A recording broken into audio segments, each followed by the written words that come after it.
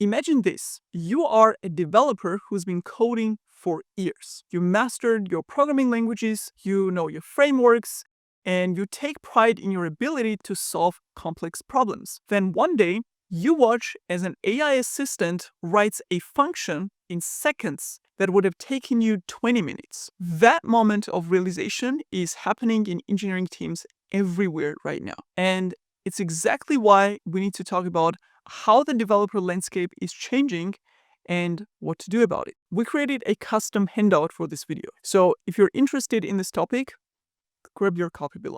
With AI tools flooding the tech landscape, the question isn't anymore whether they will impact our work. The question is how we can adapt to stay relevant and valuable as engineers. So in this video, I want to give you a clear roadmap for how to navigate this new reality where AI tools are becoming increasingly capable at tasks that were once exclusively human.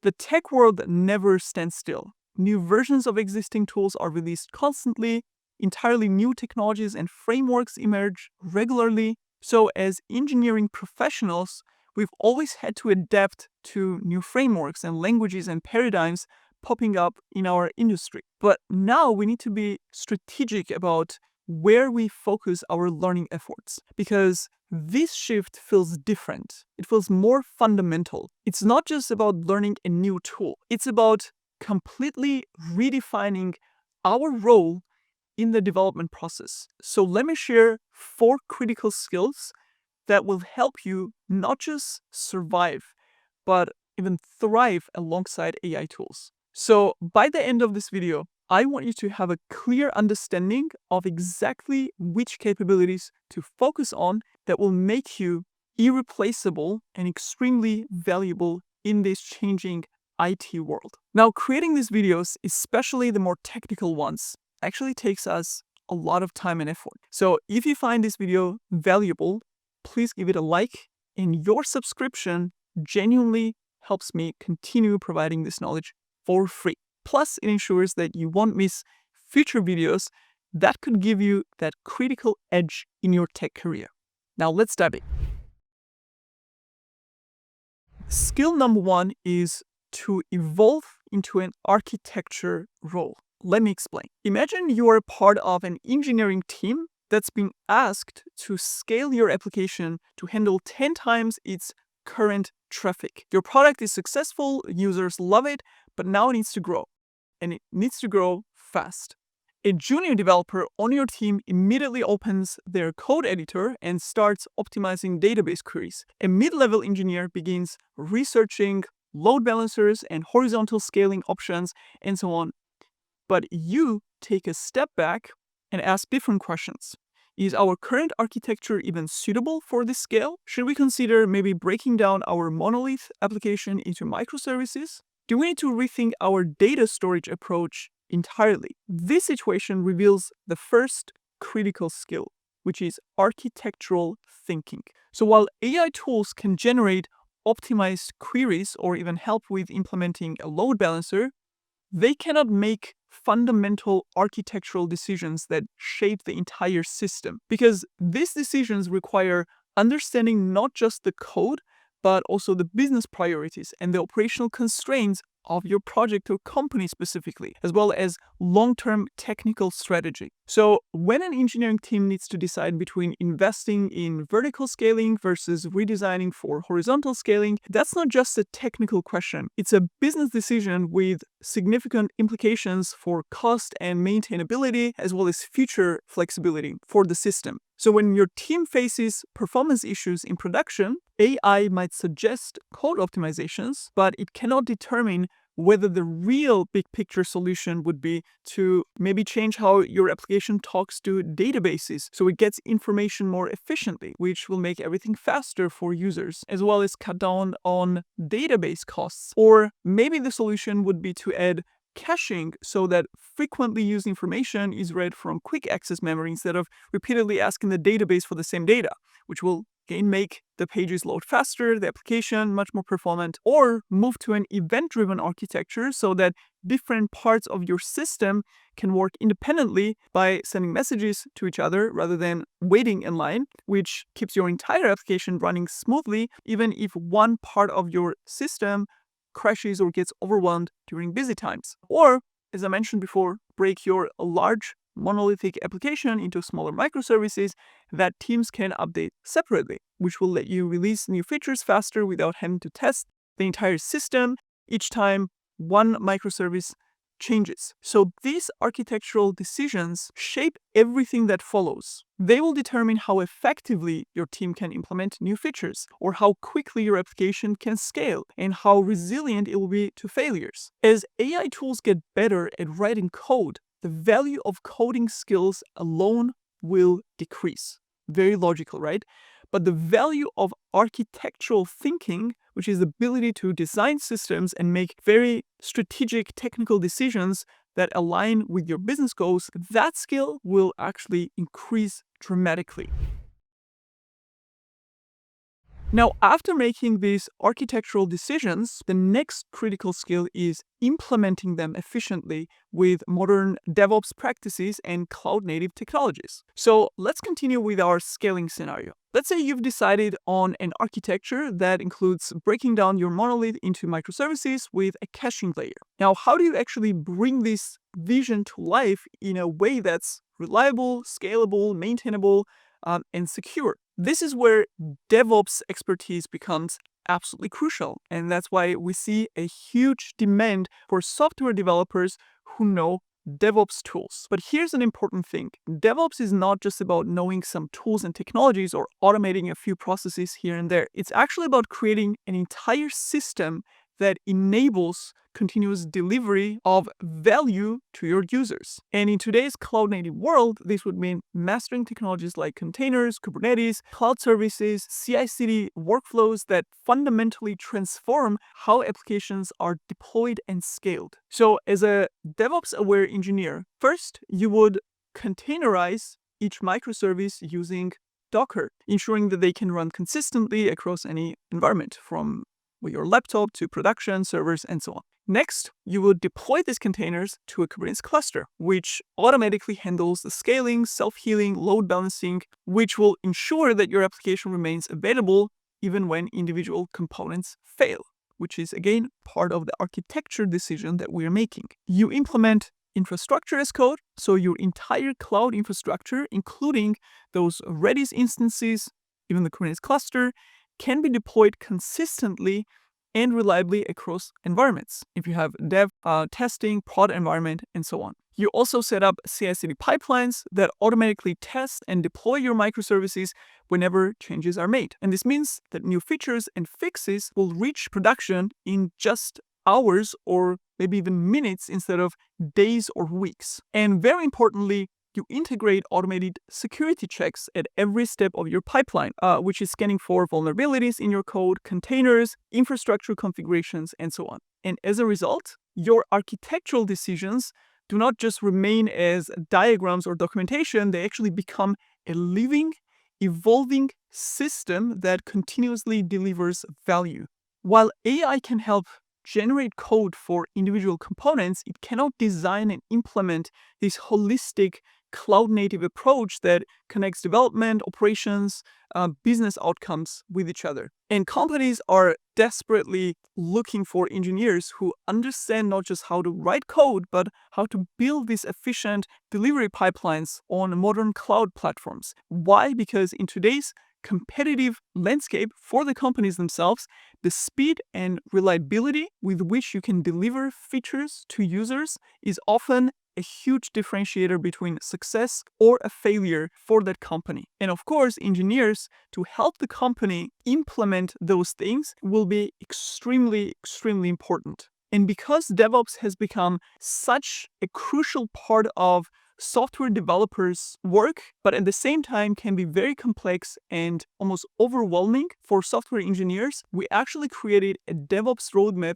for software developers specifically that walks you through in detail exactly what you need to learn in order to acquire those skills. And we're going to link it under this video, so you can grab your copy there. Now, speaking of AI tools that enhance our productivity, I am really excited to share with you an amazing tool that embodies everything we've been discussing so far.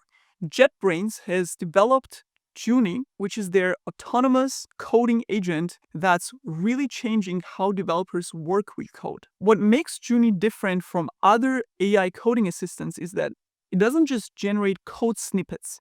It can actually modify complex parts of your project, and it can execute tasks autonomously or even take over certain responsibilities completely. The way Junie works is by pairing with your IDE to solve tasks, which means you can delegate the simpler, repetitive stuff while you yourself focus on the more interesting and challenging parts of coding and application development. This is exactly what I've been talking about in this video, using AI tools strategically to enhance your productivity. What impressed me the most was how Junie actually understands the context of your project. You give it a task and it analyzes your project structure to find all the relevant information it needs. And I appreciate that it doesn't compromise on quality. When it edits your files, it leverages the full power of your IDE to run syntax and semantic checks on everything it generates. That ensures that your code quality remains high. Now, high code quality means that it's not just functionally correct, right? It also has clarity and flow, and it's easy to maintain. So Junie helps you refine and rethink your code as well, which gives you capability to focus on creating that perfect architecture while it handles the implementation details for you. If you've been hesitant about trying AI coding tools, Junie might just change your perspective on how these technologies can work alongside your expertise rather than replace it. Now let's get back to the next skill that will help you stay relevant in an AI-powered world.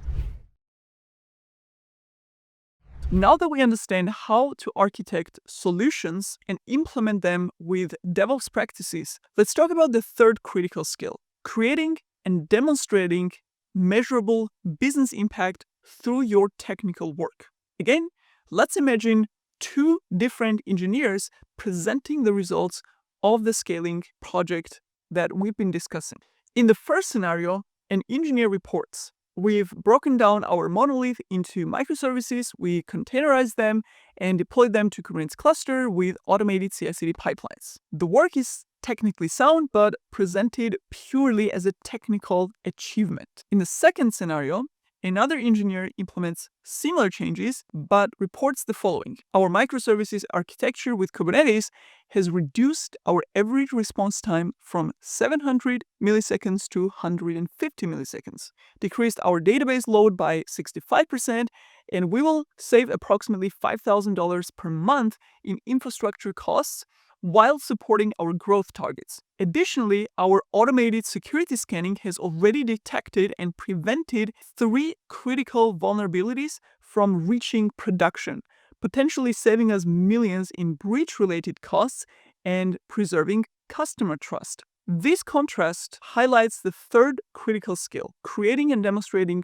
measurable business impact through your technical work. In real-world engineering teams, this difference is very strong. Many engineers focus exclusively on technical implementation without connecting their work to business outcomes. They might spend weeks optimizing a component without being able to articulate why it matters to the organization. AI tools have no understanding of business objectives or the ability to connect technical implementations to company-specific business outcomes. And this is where human engineers have an enormous advantage. Let's consider a continuous integration pipeline that takes 45 minutes to run. Many engineers would accept this as normal, but an engineer focused on business impact would recognize that this translates to slower release cycles, delayed feedback, and reduced developer productivity, and potentially more bugs ending up in production. By implementing very targeted improvements to reduce the CI pipeline to 10 minutes, they're not just making a technical improvement, they're actually enabling faster iteration cycles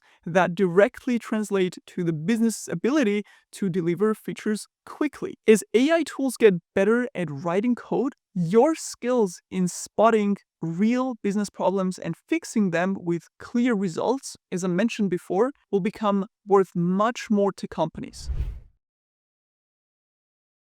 Now let's return to our scaling project. The architecture is planned, the business case is clear, and it's time to implement the changes. And this is where the fourth critical skill comes into play, which is effectively using AI capabilities in your engineering work. So let's say we need to now implement a distributed caching layer with Redis as part of our implementation, which was part of our architectural decision.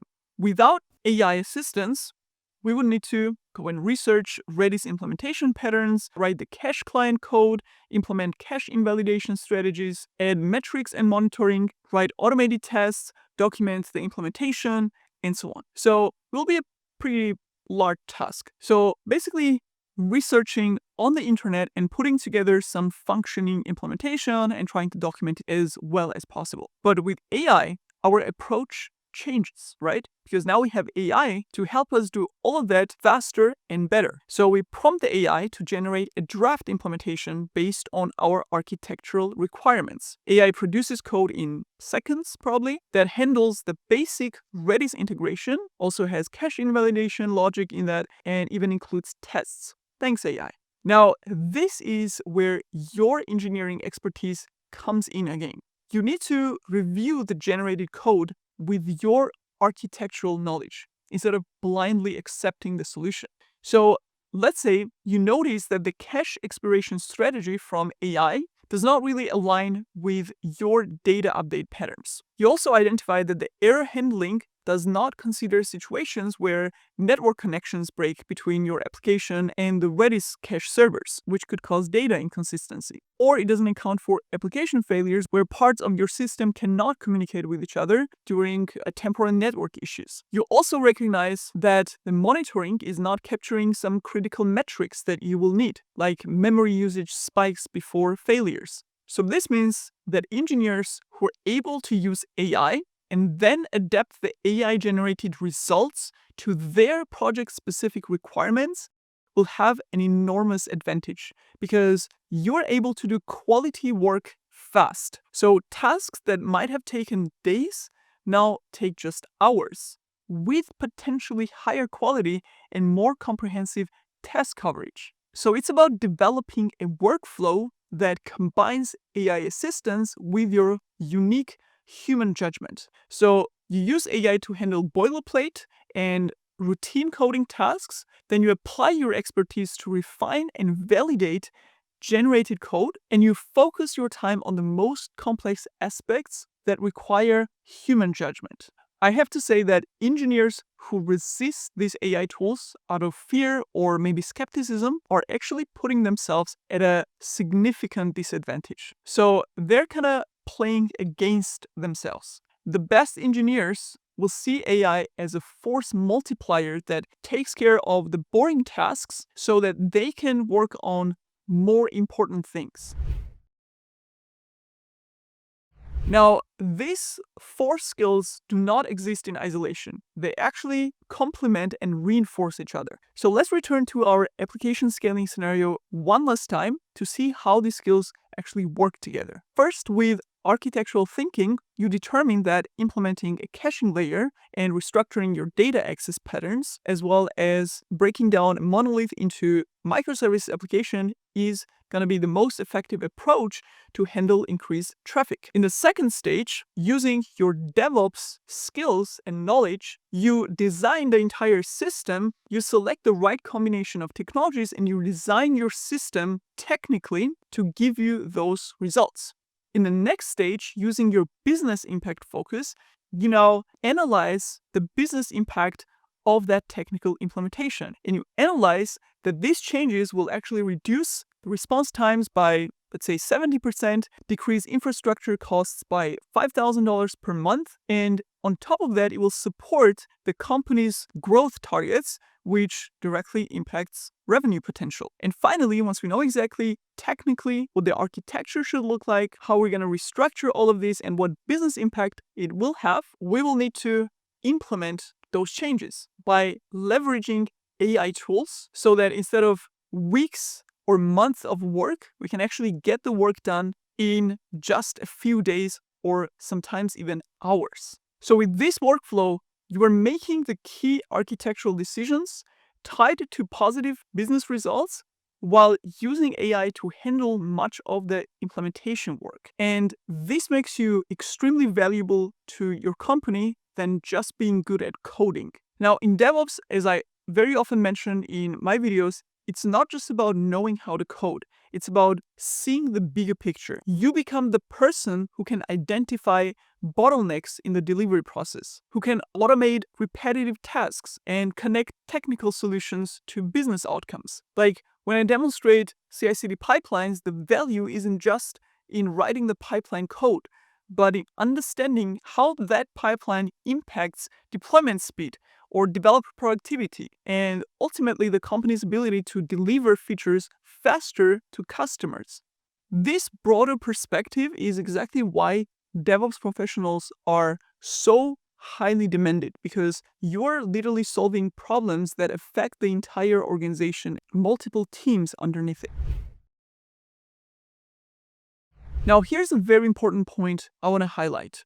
Many engineers make the mistake of trying to compete with AI on its own terms, which is writing code faster or memorizing more syntax. This is a losing battle because AI tools will continue to improve at generating code, often faster and with fewer bugs than humans can manage. Another common mistake is focusing exclusively on technical aspects without considering the broader context and the big picture understanding of architecture and how those tools actually connect with each other and what business impact they have, which is exactly what DevOps engineers do. So engineers who work in isolation without understanding how their work, their specific work and tasks impact the overall project or business will find it increasingly difficult to demonstrate their value. Now, some engineers also swing to the opposite extreme, either completely avoiding AI tools out of fear or skepticism, or on the other side, over-relying on them without proper validation, just blindly accepting solutions that AI returns. So you need to find a sweet spot, viewing AI as a collaborative tool that handles routine tasks while you focus on judgment, design, and business alignment. So as the AI becomes more and more powerful at traditional engineering tasks, the most valuable developers will be those who develop strong architectural thinking that goes beyond just writing code, understanding systems holistically and making sound design decisions that align with business goals.